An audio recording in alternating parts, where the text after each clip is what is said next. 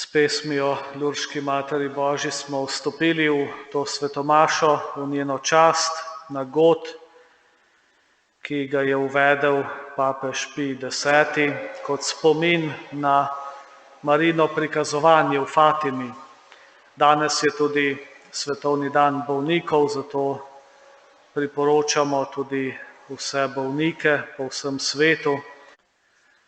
Molimo.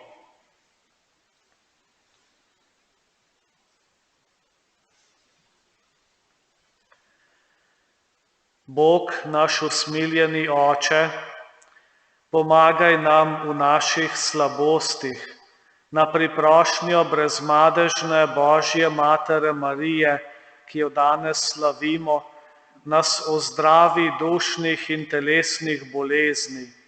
Po našem Gospodu Jezusu Kristusu, Tvojem Sinu, ki s Teboj v občestvu Svetega Duha živi in kraljuje vekomaj.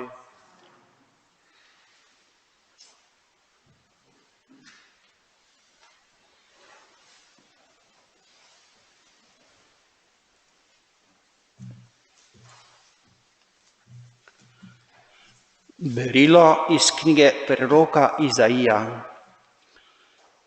Veselite se z Jeruzalemom, radujte se nad njim vsi, ki ga ljubite. Vriskajte od veselja z njim vsi, ki žalujete nad njim.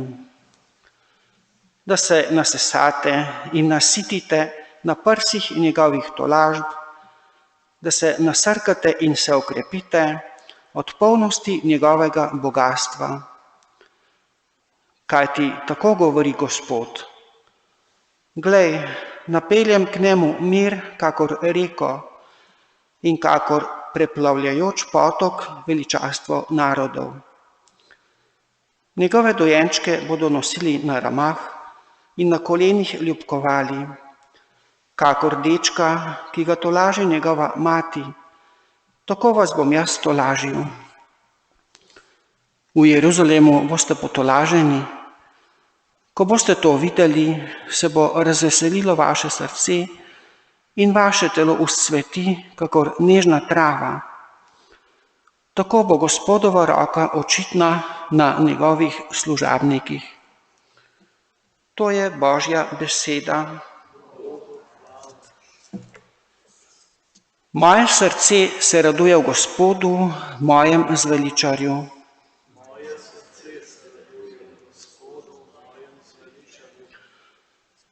Moje srce se raduje v Gospodu, moja čast je povišena v Gospodu. Zdaj moram odpreti usta zoper sovražnike, kajti veseliti se smem Tvoje pomoči. Moje srce se raduje v Gospodu, mojem zveličarju.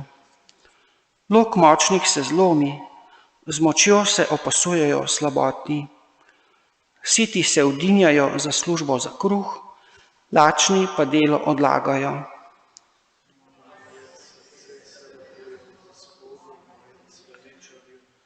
Gospod jemlje in daje življenje, vodi v podzemlje in spet pripelje nazaj. Gospod deli uboštvo in bogatstvo, poniža pa tudi poviša.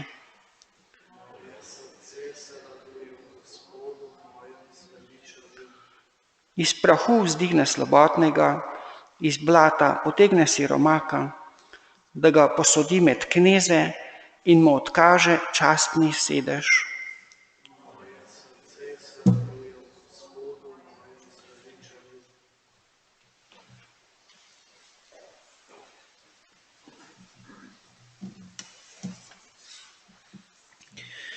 Aleluja, pozdravljena Marija, milosti polna, Gospod je s teboj, blagoslovljena si med ženami. Aleluja. Gospod z vami. Iz svetega evangelija po Luku. Tisti čas je prišel Simeon po navdihnjenju v tempelj, ko so starši prinesli dete Jezusa, da bi zanj storili po predpisu postave, ga je tudi on vzel v naročje, zahvalil Boga in rekel: Zdaj odpuščaš, Gospod, svojega služabnika po svoji besedi v miru, Kajti moje oči so videle tvoje zveličanje, ki si ga pripravil pred obličjem vseh narodov, luč razsvetljenje poganov in slavo Izraela, tvojega ljudstva. Njegov oče in njegova mati sta se čudila temu, kar se je o njem govorilo. Simeon jih je blagoslovil in rekel Mariji, njegovi materi: Glej, ta je postavljen v padec in stajenje mnogih v Izraelu in v znamenje, ki se mu bo nasprotovalo. In tvojo dušo bo presunil meč, da se razdenejo misli iz mnogih src. Kristusov evangelij.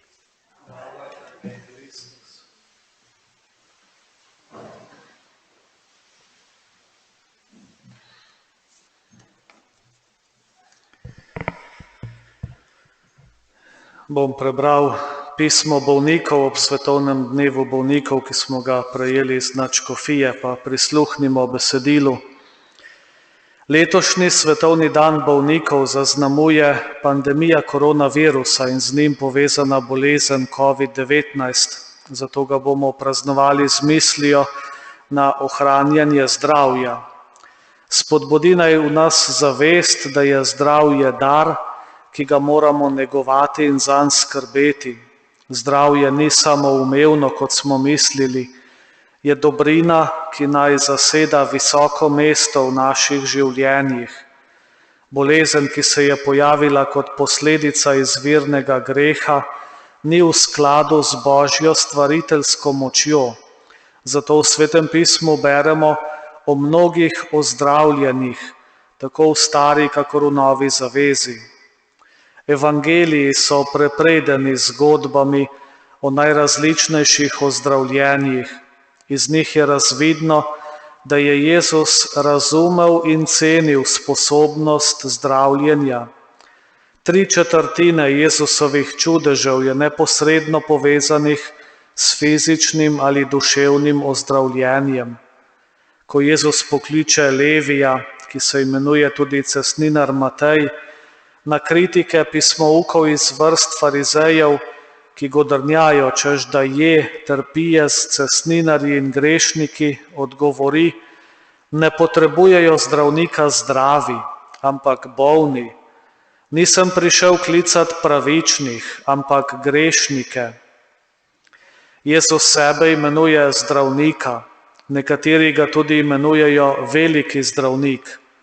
Jezus večkrat, neposredno ali posredno, namiguje na sebe kot na zdravnika. Pravi, da zdravi ne potrebujejo zdravnika.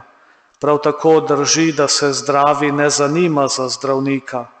Prva stvar, da nekdo sprejme zdravnika, je spoznanje, da je bolan. Šele potem mora slediti njegovim navodilom. Tudi Janezov evangelij, ki se v marsičem razlikuje od sinoptičnih evangelijev, predstavi Jezusa kot velikega zdravnika. Gre za ozdravitev v kopeli Betesda. Jezus, ki gre v Jeruzalem, da se udeleži judovskega praznika, se raje odloči, da preživi nekaj svojega časa z zapuščenimi in izobčenimi, kakor pa ob polnih prazničnih mizah hrane in pijače. Njegov usmiljeni pogled se ustavi pri hromem moškem s preprostim vprašanjem: bi rad ozdravel? Jezus je hotel v njem vneti gorečo željo po ozdravitvi, ki je bila prvi korak do bolnega človeka. Evangelist Matej že na začetku Jezusovega javnega delovanja povzame njegove dejavnosti. Jezus je hodil po vsej Galileji, učil je po njihovih shodnicah in oznanjal evangelij kraljestva. Ozdravljal je vsakovrstne bolezni in vsakovrstne slabosti med ljudstvom. Preseneča seznam bolnikov, ki jih je ozdravil. Prinesli so k njemu vse bolnike, ki so jih mučile različne bolezni in nadloge, tudi obsedene, božjastne in hrome, in jih je ozdravil. Opis posameznih ozdravitev se začne v 8. poglavju. Matej na prvo mesto postavi ozdravljenje gobavca, oziroma bolj natančno očiščenje gobavca. Razlog je, da je bila gobavost huda, torej kužna oziroma nalezljiva bolezen, ki močno prizadene kožo, sluznice in živce. Včasih je bila kar skupno ime za telesne bolezni. Gobavost v svetopisemskem pomenu ni le katerakoli bolezen, ampak označuje več vrst kožnih bolezni, ki so povzročale obredno nečistost. To je predpisovala oziroma zapovedovala Mojzesova postava. V 3. Mojzesovi knjigi v poglavjih 13 in 14 so predpisi za ravnanje v primeru gobavosti in o očiščenju od nje. Bolezen je bila dolgotrajna in nalezljiva, zato so se borili z njo tako, da so bolnika osamili. Bil je obredno nečist in je moral živeti ločeno od zdravih ljudi. V 17. poglavju Lukovega evangelija se Jezus sreča z 10 gobavci, ki pa jih ne ozdravi z dotikom, ampak jih takoj pošlje, naj se pokažejo duhovnikom. Jezus, ki ozdravlja vsakovrstne bolezni, v primeru hudo nalezljive bolezni spoštuje Mojzesovo postavo in ukrepe, ki jih mora družba, še zlasti pa gobavci, spoštovati. Tudi v prvi krščanski skupnosti so se dogajali čudeži ozdravljenja. Na kar nekaj mestih v apostolskih delih beremo, kako apostol Peter v Kristusovem imenu ozdravlja bolnike ali izganja hude duhove, ter celo obudi mrtvo Tabito. Tudi drugi apostoli so delali znamenja in čudeže, kakor pravijo apostolska dela v 5. poglavju. Po rokah apostolov se je dogajalo veliko znamen in čudežev med ljudmi. In tako so prinašali bolnike na ceste, ter jih polagali na ležišča in nosila, in takšne, ki so jih mučili nečisti duhovi, in vsi so bili ozdravljeni. Zato so zgodnji cerkveni očetje našemu Gospodu dali naziv Božji, božanski zdravnik.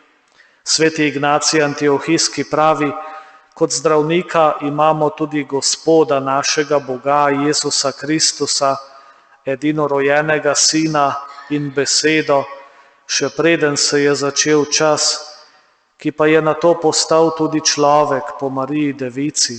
Bil je življenje in je postal podvržen pokvarjenosti, da bi lahko naše duše osvobodil smrti in pokvarjenosti, jih ozdravil in jim povrnil zdravje, ko so bile bolne z brezbožnostjo in hudobnimi poželenji. Ali pa sveti Efrem Sirski. Jezus je zdravilec vsega, ko je prišel dol z neba kot zdravilo življenja za zdravljenje človeštva iz stanja bolezni, ki je nihče drug ni mogel pozdraviti. Ta duhovna teologija je kot sinteza zveze med boleznijo in izvirnim grehom, pa tudi ozdravljenja in božjega delovanja Kristusa v svetu.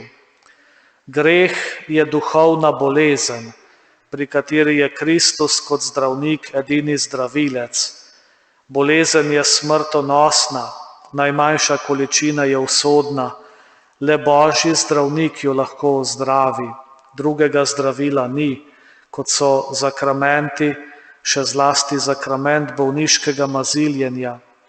Zaključek Jakobovega pisma je temelj zakramenta bolniškega maziljenja.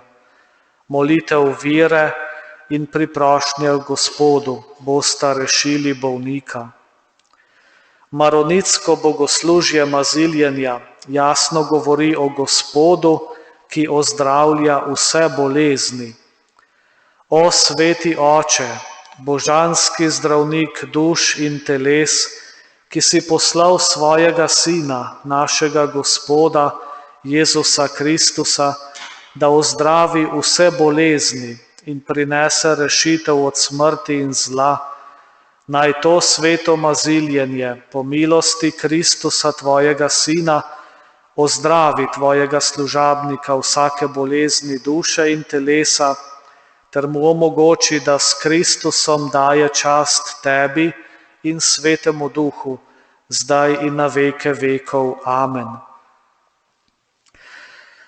Žal pa danes zaradi zdravstvene krize bolniki s koronavirusno boleznijo umirajo neprevideni, saj so izolirani bodisi v bolnišnicah, bodisi domovih za starejše občane. V večini primerov jim duhovnik ne more podeliti zakramentov, saj ni član COVID tima. Kakor prejemajo zdravila za zdravljenje telesa, bi jim bilo treba zagotoviti tudi duhovno zdravilo. Volja in pripravljenost pri duhovnikih sta, le sistem je tok in okorel. V prihodnje bi bilo treba na tem intenzivneje delati in v podobnih zdravstvenih krizah v proces zdravljenja vključiti duhovnika ter tako bolje poskrbeti za duhovno oskrbo umirajočih.